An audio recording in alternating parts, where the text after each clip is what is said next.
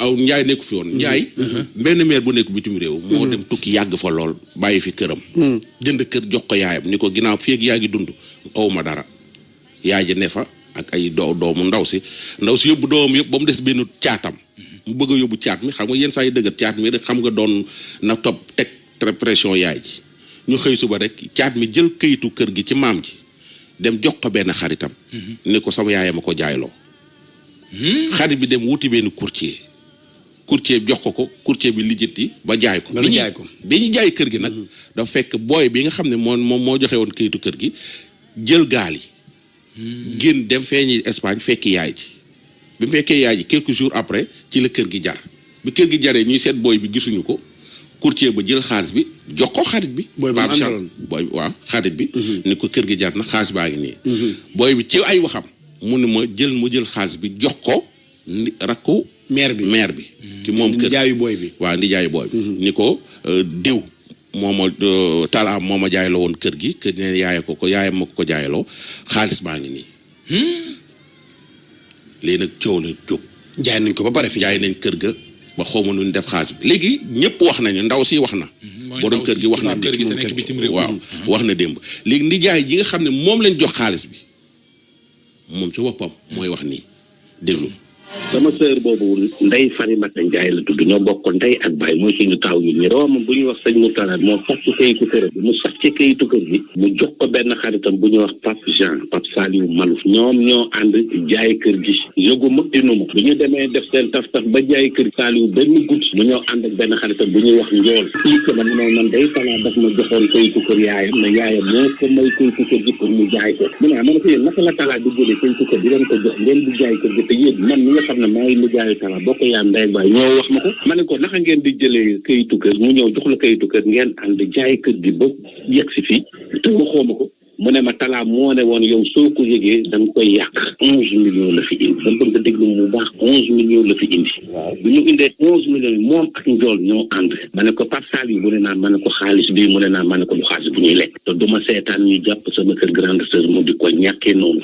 njool ci boppam ne ma tons ma ne ko waaw mu ne ma Talla de nee woon na suñu jaayee kër gi man ma jël 1 million Saliou moomu jël 1 million ma ne ko mais xaalis bu njool mu ne naa ma ne ko lu xaalis bu ñuy lekk man maa ne Pape Saliou mu ne naa ma ne ko yow kan moo la jox kan moo yëkkati xaalis bi teg ko sa loxo mu ne ma benn courtier bu ñuy wax Adama Sarr Pape Saliou sama tànkam la lendemain sama tànk yu métti de ma ànd ak moom ba amitié voilà fekk Adama Sarr boobu fii amitié fii parcelle fii stade amitié mu ne ma kii mooy Adama Sarr kon su ma xamee Adama Sarr c'est grâce à Pape Saliou ma ne ko Adama Sarr mu ne naam Sarr mu ne naam ma ne ko yaa yëkkati woon xaalis bi jox ko Pape Saliou mu ne ma waaw ma ne ko dama bëgg nga ñëw jël xaalis bi nga jël ko te moroomu courtier yi mu ne naam ma ne ko ngeen récupéré xaalis bi yëpp ngeen delloo ko borom kër gi parce que xaalis bu paas bi ñuy lekk Pape Saliou moo dellu ne ma tons ma ne ko waaw mu ne ma damay def opération ginaar sama mag Jeanne ma daf maa bëgg jëndal oto nee na pour mu jëndal ma oto il faut mu yëkkat ma joxaat ko 1 million léegi xaalis bi ma la joxoon jox ma ci 1 million ma ne ko Pape su ma toog jox ma après man dinaa lépp lu ma ci lekk dinaa ko remboursé maa yëkkatiwaat 1 million sama loxo ne ko téel yaa ba joxoon xaalis mu téye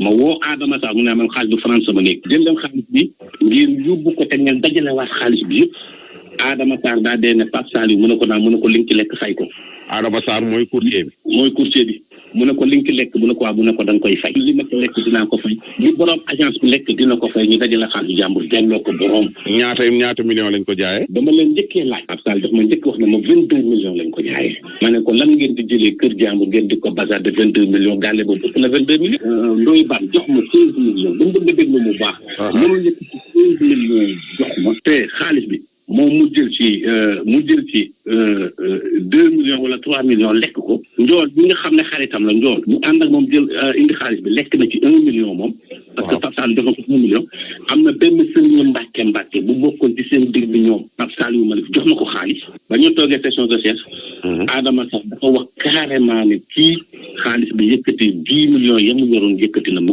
jox na ma ko man la ko jox waaye yow tamit bi nga xamee ni xale yi def nañ naka sutur noonu. waaw lu tax woowoo sa sœur wax ko ni ko lii xew na. balaa ngaa woo sa sœur day fekk nga yor numéro téléphone am. ça fait plus de 7 ans xaw ma 8 ans on ne s'est pas entendu au téléphone loolu laa bëgg nga dégg Ndoye Bane.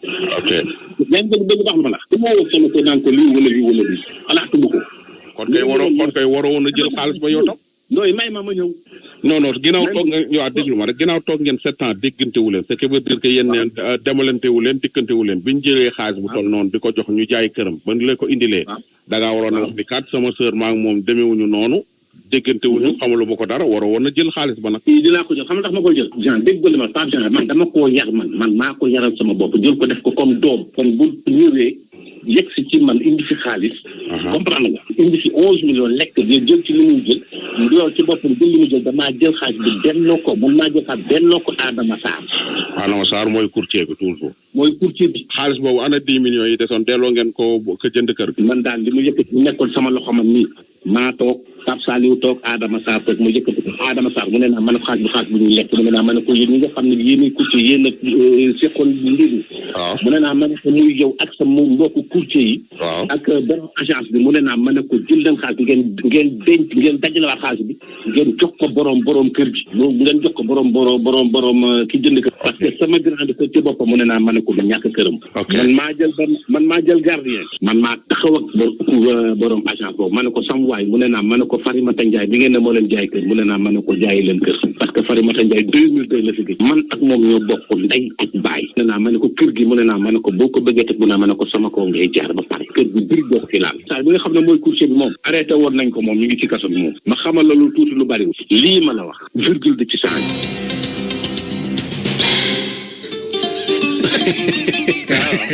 yàlla baax na mais Ban tons bi li mu wax ñëpp dégg nañ ko. waaw tons bi li mu wax ñëpp dégg nañ ko. am na yu ma ci jaaxal nag. waaw loolu de waaw. Abdoulaye Diop lii mu teg jamonoy bref xam nga bref jóge na ci kër gi. waaw amatu fi de. bulletin lañ fi instauré jamonoy bref. loolu lépp ci xalaas ci kër gi. ci xalaas la xam fu mu luqati jóge. xalaas lan wax de xalaas. en plus musique gu démb Abdoulaye Diop dafa démbe léegi. xalaas daa démbe. kii Abdoulaye lii foo ko dee ñu wax naa sàcc jëngale rajo bi yóbbu rek. en tout cas. lii leen moom de. ñun de lii leen moom. waaye lu leen jot rek jox ñu. en tout cas ndi jaay jàngoog dégg na li ma ko wax ginnaaw nag sëram ñoom ñaar daaw ñu déggante te amuñu woon kii affaire yi bi ñu jaayee kër sër bi li mu waroon a dëkk def mooy jéem a woo sëram ni ko am na lu xew sa kër na lii xew na. waaw benn ñaareel ba mooy. waaw comme moom nee na mook femme bi toog nañ 7 ans yu dul déggante. waaw ku mën a muñ nit mën a muñ alalam. waaw vraiment gars yi jaayee kër gi ñëw ne ko xaalis baa ngi. da leen waroon ne kii ngeen ne moom xaalis bi. xamatuma ndax sax mu ngi dund ndax 7 ans. waaw mu maandu ci. 7 ans fi mu ne lu ko ci takkal daa yomb. gis nga Ban. xaalis ak jigéen. takkal ci nit dafa yomb. moo tax lu ko nit mën a moytoo. et puis plus nga koy moytu plus ngay mucc ci yàlla. et puis li toog na 1 an ndaw si toog na te 1 an di doog a xam ne jaay nañ këram. xaalis ba jeex na de. ndaw si moom bu dee mere na mere doomam ji jaay jub def yëpp. voilà léegi nag mu des doom ji. waaw en parlant de kër damaa gis benn information boo xam ne. dafa jar a rafetlu. Abdoulaye Dia. waaw directeur général bu Sénico. nee nañu xam nga dafa am benn problème litige foncier bu amoon. ak lu toll ci 245 familles. affaire ba dem ca yoon. mu gagné yoon jox ko dëgg. mais moom nee na xolam mayu ko. muy accaparer suuf si di génnee ñooñu. ak seeni doom. tax mu mayaat leen ko. mu bàyyiwaat leen fa. leen ko may xam ne loolu daal mais da leen faa bàyyi. sa ma gis information muy loo xam ne. yàlla xam na ne xaw ma ko de. parce que Serigne Saliou xam ma ko gis sax. mais li ci am solo mooy ñu bëri dañ cee war a jàngi. mën nit ki wan ko. du jëfi waxuma sax jullit. du jëfi doomu aadama. jaay doole baaxul. suuf soosu tey buñ ko joxoon. àdduna du yàgg ba mën a fanaan ci lu weesu benn néeg. mënul nekk. tey buñ génne woon 245 familles yi jël suuf si jox ko Ablaye Dia. mu téye ko. moom Ablaye Dia mënut a fanaan ci lu weesu benn néeg. mi ngi may expliquer lii démb. léegi nag moom mu gagné procès bi dem ca yoon nga xam ne mi ngi ko këyit da doon metti rek mais bu ne woon dañuy jóg.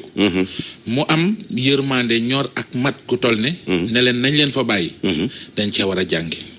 ñëpp ci war a jàng xaw ma nag décision bi lu ko waral xaw ma lu tax mu jël ko. xaw ma dañ koo ñaan njëkk. social jëf ji daal. Ndiaye Ndiaye on parle de 245 famille. Une famille xamoo ñaata nit a ciy nekk. effectivement ñaata nit avant ay muy baale ay kër ak ay famille. ñaata nit la embauché leen employé ci réew mi. xaw ma ko mosuma koo gis. mais ñii xam nga temps corona bi dañ doon wax ay 20h pile na ñëpp génn seen balcon yi ñu tàccu médecin yeeg yooyu mais kii dañ ko war a utal heure boo xam ni ñëpp koy tàccu. parce que acte bi c'est très noble. yombul de. mais du moom mooy organiser récital Coran yi. di ci def ay milliards yu bari. yomb kay waaw kay kii lii jullit la kay kii jullit la lii bettul vrai jaamu yàlla yomb yal na yàlla defal ko jàmm lii moom yàlla rek moo ko mën a fay. yàlla na ko yàlla defal jàmm mais nag problème mu ndaw see tamit ñu ngi koy suivre parce que am na kenn ko des koo xam ne Pape Jean ay parents ñoo ne ko bisan mbir maa ngi justice doo wax Pape Jean mi nga xam ne moo nekk xaritu booy bi dem moom mi nga xam ne moo joxe woon kayitu kër gi courtier ba ma nga kaso moom mais ci leneen lañ ko yóbboo kaso 55 millions jàmbur ci beneen kër lañ ko yóbboo mais bii xam naa ne fekki fan dina leen. beneen affaire également. waaw ñi dëkk côté Mamel. waaw Wakaam. ak li ko wër ba Yoff. nañuy def ndànk ndax xam ne ay faux billets yu circulé. te boutiquiers yi lañ koy jox. ay ñaankat bi man mi wër di ñaan nii Njaay li ngay wax nii lan la. am na ay faux billets damay bañ a sori ci information yi mais am na benn borom boutique boo xam ne. faux billet bu mu wecci nit. dañ ko koo jox mu wecceeku nit moom xamu ko. ci loolu lañ ko jël see. léegi nag ñi dëkk ci secteur boobu. Yoff Mamel. Ngor. waaw Almadi borom boutique yi surtout. waaw dañuy def ndànk ndax faux billets yaa ngi circuler foofu. bii day circuler. yéen ñi nga xam ne animation bi bu neexee da ngeen di maye lu mu neex bu leen ne ma abaa naa wàcc yéen transfert d'argent leen ma ko rek transfert da xanaa loolu mun ma cee jot ay faux billets. ñu wari la ko. nan ma ko transfert. Njaay tamit. waa Njaay. Njaay. ku wax lii wax leen ku wax lii lépp doon wax kat. Njaay ko wéef ko nañ ma ko waa ñu Orange Money la ko comme ça ñëpp bokk ci yem yëggale. Njaay corona gi mi ngi jeexal dëkk bi. ay dëgg la. nit ñaa ngi dee comme c'est pas possible. xam nga lu koy firndeel mooy première vague bi sax déjà dafay bàyyiwul dara. waaw. jeexal na poos yi. jeexal nit ñi. yóbbu suñu mag askan wi loolu première vague bi la. yóbbu suñu mag ñi. te xoolal deuxième vague beeg li nga ciy dégg ci bilan donc boo nee mbas mi ngi jeexal. nit non mi ngi jeexal nit dégâts yu te bëri. beneen bi mooy dama gis sama ay mbokk moodu yuy kaas benn affaire. ñii jóge bitim réew di ñëw Sénégal di def ay faux test ñii ñuy waaj a teg nii bitim réew lañ ne. ñoom ñooy dénoncer affaire bi. que ne gis nañu seen ay mbokk ak seeni xarit yu nekkal foofu yi ñëw Sénégal dem di fay ñu leen di defal faux test pour ñu ñëw Sénégal. lu gën a yéeme demal Château Rouge dañ fay jaay testé. loolu maa la koy wax man. kon déglu. problème boo xam ni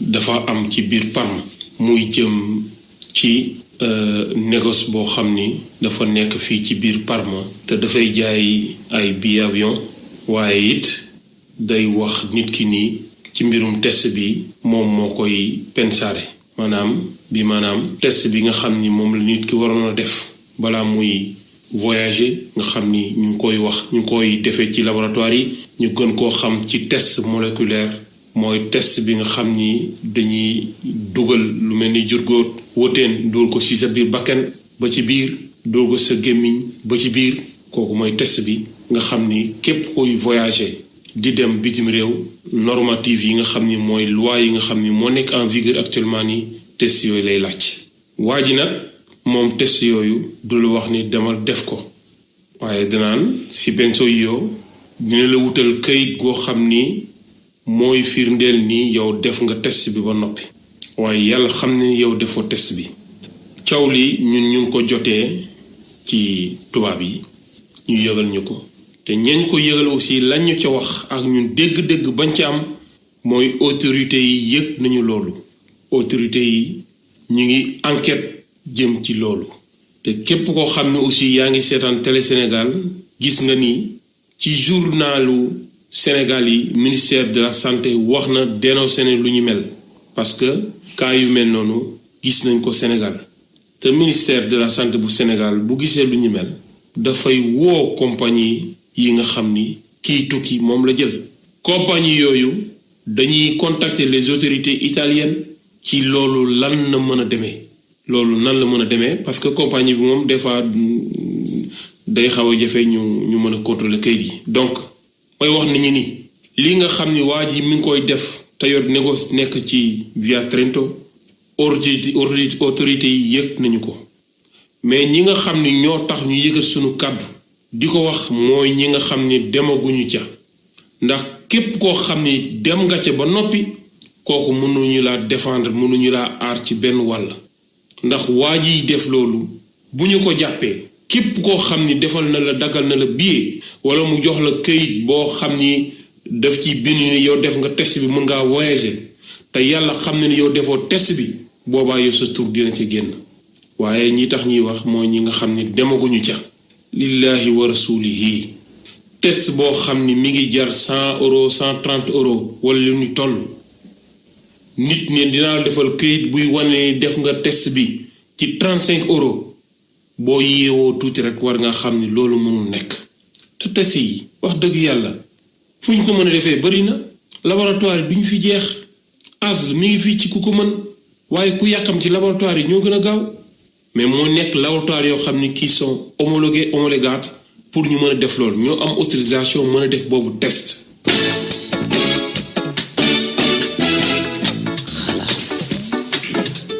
Njaay mi ngi noonu de. citoyen la de waaw kii moom. ma ne ko citoyen la ñi nga ne dañ leen a war di tàccu.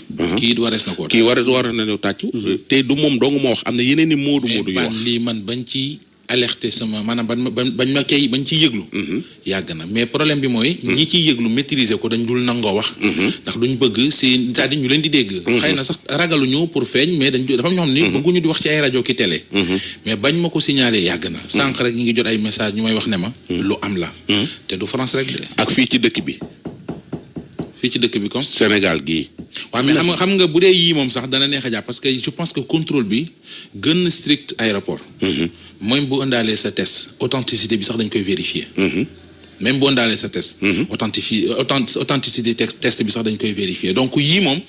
du ñàkk ñu rëcc dugg nag. am na pour nang rëcc dugg. mais kon ci jàpp luñ la war a def. fraude la de. kooku nag da nga koy laaj. mais parce que koo xam ne soo ñëwee war nga mën nar a lor. aw askanu lëmm suñ la jàppee sa waay. infraction la moom dañuy xool waaw kenn waru laa yóbbu rëbës mais war na la yóbbu feneen c'est que gars yi dañoo war a dafax beneen kaso boo xam ne pour yee yu mel nii la.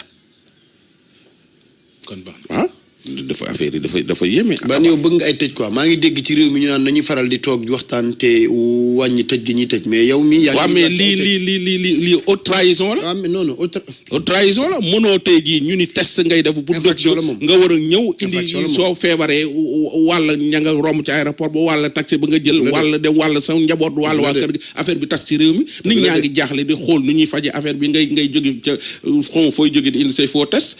du ñëpp nag mais xam nga waa ji. nañu yàlla suturaal rek te ñu. amiin ñu doon ñu responsable.